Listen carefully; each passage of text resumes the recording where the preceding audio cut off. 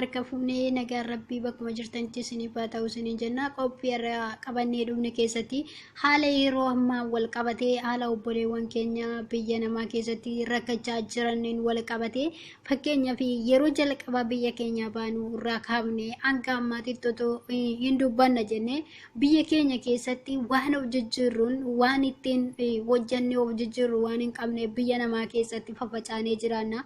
haa ta'u garuu biyya namaa keessa jiraattee mirgi keessiin kabajamu haala hin taaneen ija hin taaneen laallamta jechuudha. Namaa gaditti laallamta. Namaaf taatee dhalattee akka baqa ilmoo saree laallamta jechuudha. Ilmoo sareetiyyuu kabaja guddaa qabdi abbaa guddise biratti. Lammiin keenya immoo gadaantummaa ija hin taaneen laallamaa jirra jechuudha. Akkasuma yoo karaa maallaqaa fudhanne maallaqni keenyarree kan nu kaffalamuu fi kan ormaaf kaffalamu baay'ee gadi bu'aadha. Maaliif waan guutumaan guututti baay'ee nama gaddisiisaa jira jechuudha. Haala yeroo ammaan wal qabatee lammiin keenya baay'ee rakkina hedduu keessa gaa kan jiru meeqaa isaaniiti rakkachaa kan jiran lubbuun isaanii ba'aa kan jiran waan godhan dhabanii kan canqamanii jiraatan nama meeqa. Baay'ee keenyatu arga ijoollee baqa ijoollee manaa baasanii goodatti gataa kan oolan rakkachaa kan oolan haala dhukkuba yeroo ammaatti wal qabatee hojiin hin jiru jechuudhaan ijoollee keenya dhiphina hedduudhaan kan irra geessisaa oolan meeqaa isaaniiti.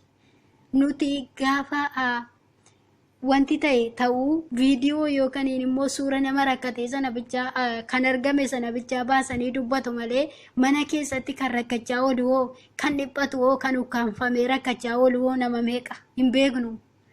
Kanaaf baay'ee nama gaddisiisa. Baay'ees waan dubbatanii nama wallaalchise jechuudha.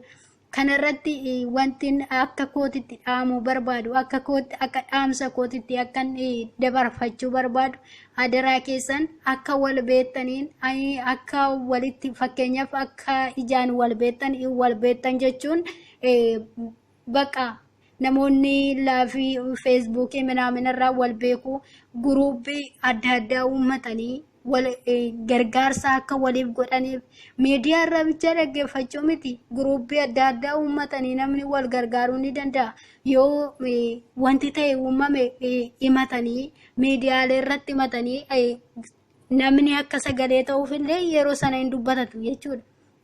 Lammiin keenya gaafuma rakkatee gaafuma lubbuun isaa ba'ee bichaa dhageenya jechuudha. Maaliif rakkatee isaa dhagaan otoo rakkatee isaa dhagaanii namni waa tokko gochuuf danda'a yoo danda'ameef jechuudha. Garuu gaafa lubbuun isaanii ba'e gaafa yookiin karaa irratti baasanii gatan fa'aa kan arginee dubbannu hedduutu jira jechuudha. Kanaaf please akka wal beektaniin akka walitti dhiyaataniin guruupiilee adda addaa uummannee akkasittiin akka wal gargaarru akka wal bira dhaabbannu